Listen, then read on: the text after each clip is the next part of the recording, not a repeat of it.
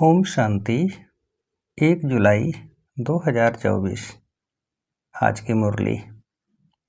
मीठे बच्चे, शांति धाम पावन आत्माओं का घर है। उस घर में चलना है तो संपूर्ण पावन बनो।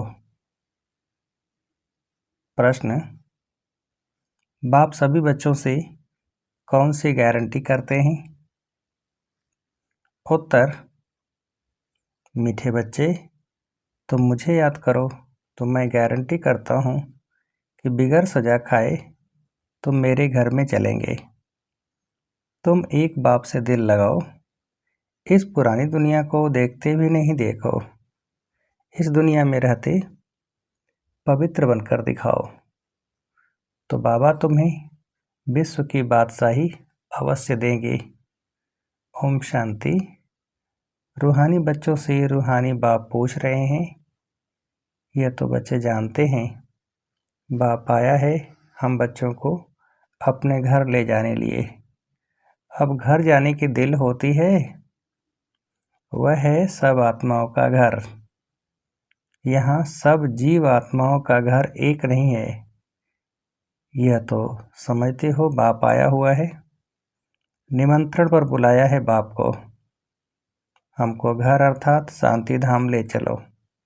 अब बाप कहते हैं अपने दिल से पूछो, हे आत्माएं, तुम पतित कैसे चल सकेंगी? पावन तो जरूर बनना है, अब घर चलना है। और तो कोई बात नहीं कहते। भक्ति मार्ग में तुमने इतना समय पुरुषार्थ किया है, किसके लिए? मुक्ति के लिए। तो अब बाप पूछते हैं, घर चलने का विचार है? बच्चे कहते, बाबा इसके लिए ही तो इतनी भक्ति की है।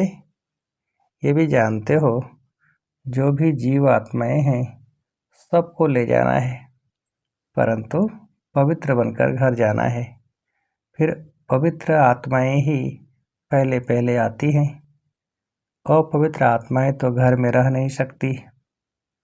अभी जो भी करोड़ों आत्माएं हैं, सबको घर जरूर जाना है। उस घर को शांति धाम व वानप्रस्थ कहा जाता है। हम आत्माओं को पावन बनकर पावन शांति धाम जाना है, बस। कितनी सहज बात है। वह है पावन शांति धाम आत्माओं का, वह है पावन सुख धाम जीवात्माओं का, यह है पतित दुख जीवात्माओं का। इसमें मुझने की तो बातें ही नहीं। शांति धाम जहाँ सब पवित्र आत्माएं निवास करती हैं, वह है आत्माओं की पवित्र दुनिया, वॉइसलेस इनकॉर्पोरियल वर्ल्ड। यह पुरानी दुनिया है सब जीवात्माओं की, सब पतित हैं। अब बाप आए हैं आत्माओं को पावन बनाकर पावन दुनिया शांति धाम ले जाने। फिर जो राजयोग सीखते हैं वही पावन सुख धाम में आएंगे। यह तो बहुत सहज है, इसमें कोई भी बात का विचार नहीं करना है। बुद्धि से समझना है हम आत्माओं का बाप आया हुआ है, हमको पावन शांति धाम में ले जाने। वहाँ जाने का रास्ता जो हम भूल गए थे, सो अब बाप ने बताया है। कल्प कल्प मैं ऐसे ही आकर कहता हूँ, हे बच्चे, मुझ शिव बाबा को याद करो। सर्व का सद्गति दाता एक सतगुरु है।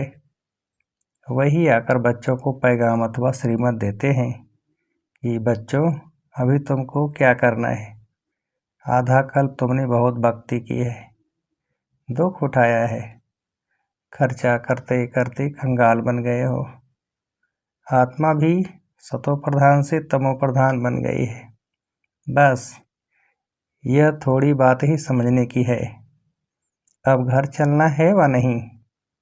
हाँ बाबा, जरूर चलना है। वह हमारा स्वीट साइलेंस होम है, यह भी समझते हो।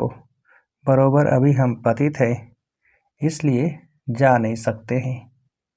अब बाप कहते हैं मुझे याद करो तो तुम्हारे पाप कट जाएंगे। कल्प कल्प यही पैगाम देता हूँ, अपने को आत्मा समझो।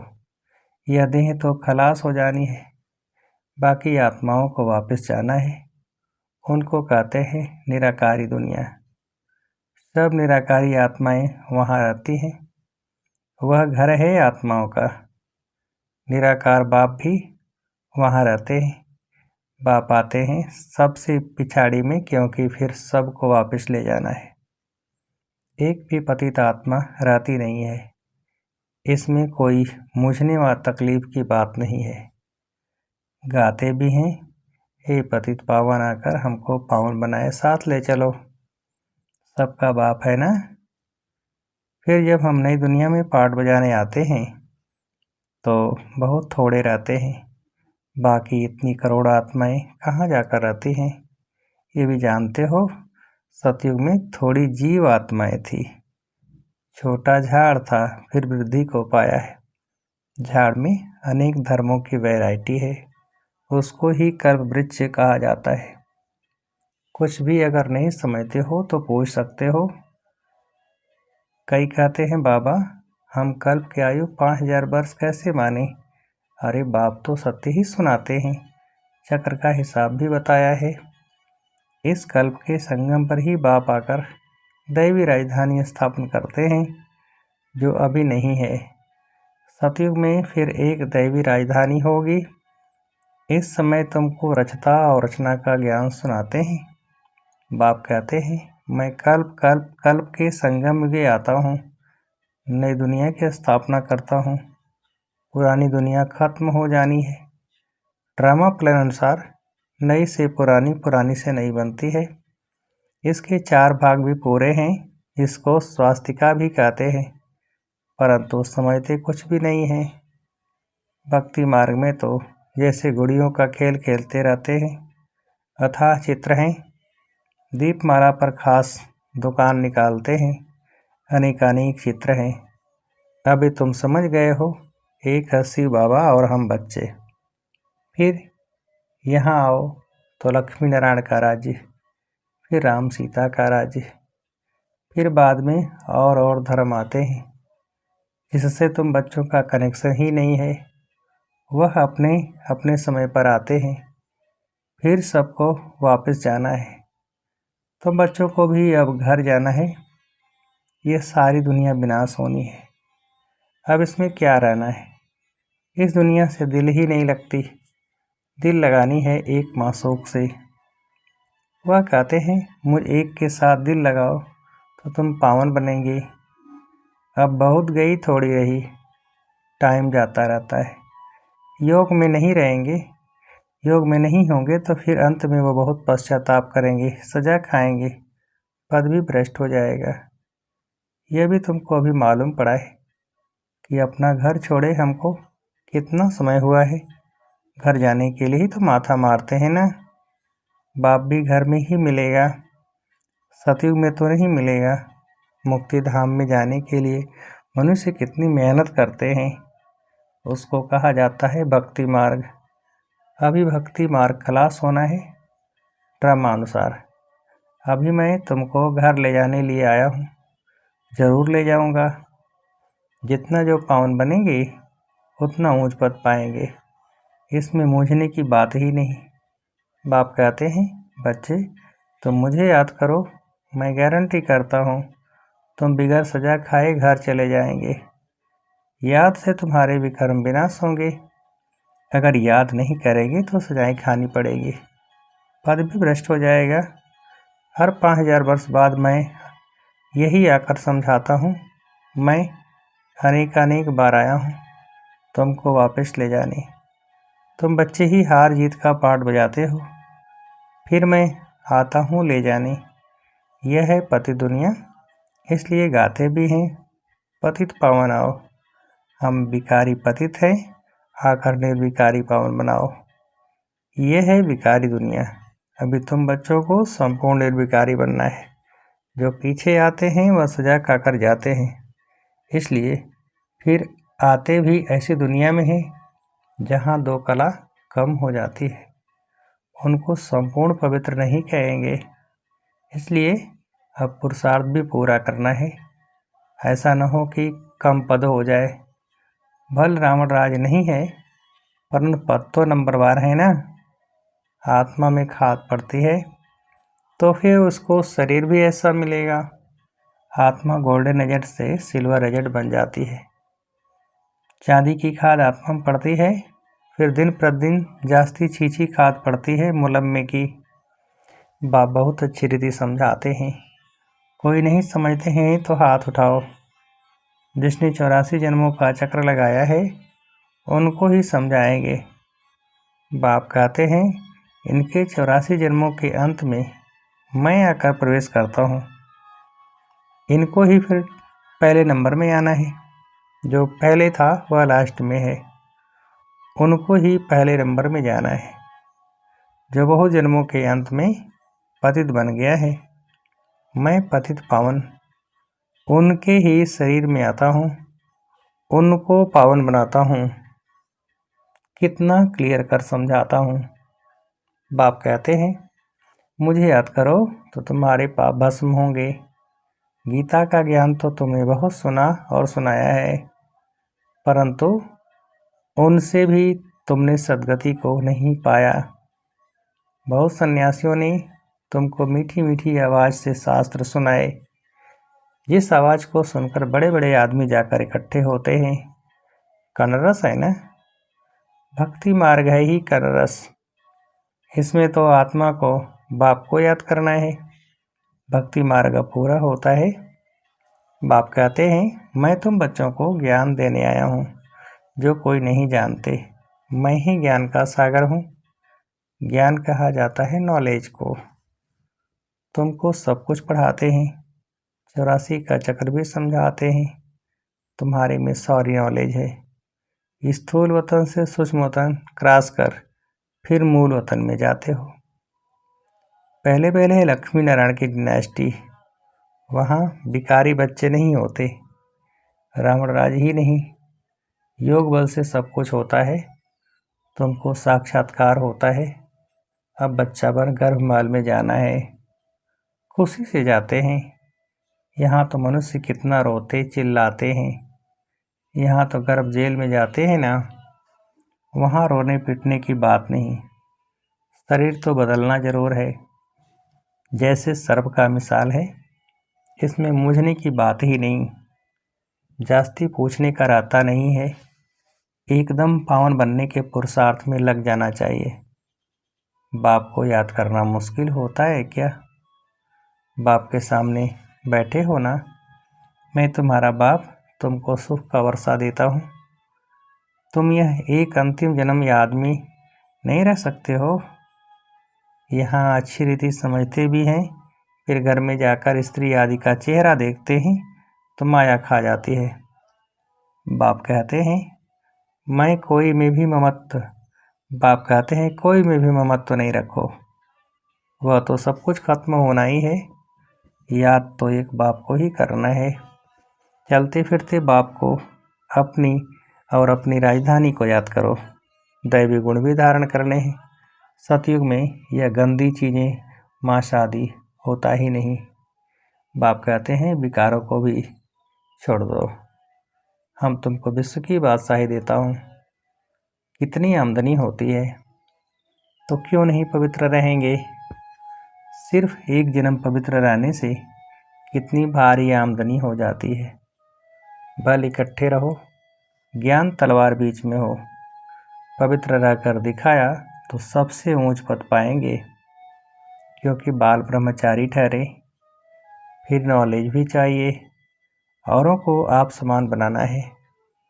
सन्यासियों को दिखाना है कि कैसे हम इकट्ठे रहते पवित्र रहते हैं, तो समझेंगे इनमें तो बड़ी ताकत है। बाप कहते हैं इस एक जन्म पवित्र रहने से 21 जन्म तुम विश्व के मालिक बनेंगे। कितनी बड़ी प्राइज मिलती है, तो क्यों नहीं पवित्र रह दिखाएंगे। टाइम ही बाकी थोड़ा है। आवाज़ भी होता रहेगा, अखबार में भी पड़ेगा। रिहर्सल तो देखिए ना। एक एटम बम से क्या हाल हो गया। अभी तक हॉस्पिटल में पड़े हैं। अभी तो ऐसे बम शादी बनाते हैं जो कोई तकलीफ नहीं, फट से ख़त्म। और यह रिहर्सल होकर फिर फाइनल होगा। देखेंगे फट से मरते हैं व नहीं। फिर और युक्ति रचेंगे, हॉस्पिटल आदि होगी नहीं। कौन बैठ खिदमत यानी कि सेवा करेंगे, कोई ब्राह्मण आदि खिलाने वाला नहीं रहेगा। बम छोड़ा और खलास। अर्थक्वेक में सब दब जाएंगे, देरी नहीं लगेगी। यहाँ ढेर मनुष्य हैं, सतयुग में बहुत थोड़े होते हैं, तो इतने सब कैसे विनाश होंगे, आगे चल देखना है। वहाँ तो शुरू में 9 लाख हैं। फकीर भी तुम बनते हो, तुम हो, साहेब भी तुमको प्यारा है। अभी सबको छोड़ अपने को आत्मा समझ लिया है, ऐसे फकीरों को बाप प्यारा लगता है। सतयुग में बहुत छोटा सा झाड़ होगा, बातें तो बहुत समझाते हैं। जो भी एक्टर्स हैं सब आत्माएं अविनाशी हैं, अपना अपना पार्ट बजाने आती हैं। कल्प कल्प तुम ही आकर बाप से स्टूडेंट बन पड़ते हो। जानते हो बाबा हमको पवित्र बनाकर साथ ले जाएंगे। बाबा भी ड्रामानुसार बंधायमान है, सबको वापस जरूर ले जाएंगे। इसलिए नाम ही है पांडव सेना। तुम पांडव क्या कर रहे हो, तुम बाप से राज्य भागे ले रहे हो। हो कल्प पहले मिसल, नंबरवार पुरुषार्थ अनुसार। अच्छा, मीठे मीठे सिकील थे बच्चों प्रति माता पिता बाप दादा का याद प्यार और गुड मॉर्निंग। रूहानी बाप की रूहानी बच्चों को नमस्ते। हम रूहानी बच्चों की रूहानी बाप को नमस्ते।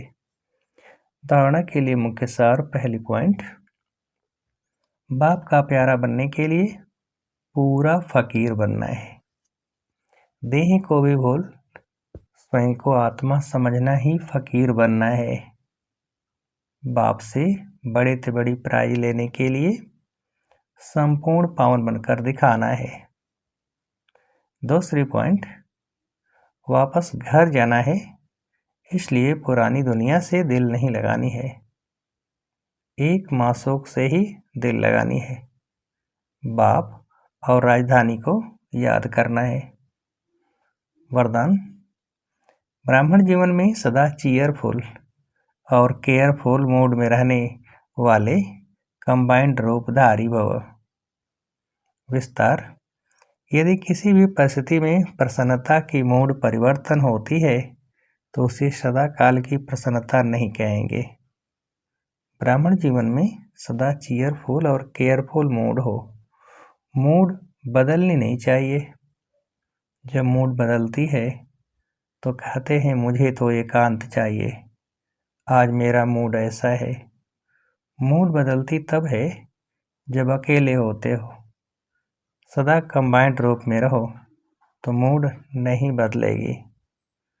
स्लोगन, कोई भी उत्सव मनाना अर्थात याद और सेवा के उत्साह में रहना। कोई भी उत्सव मनाना अर्थात याद और सेवा के उत्साह में रहना। अच्छा, ओम शांति।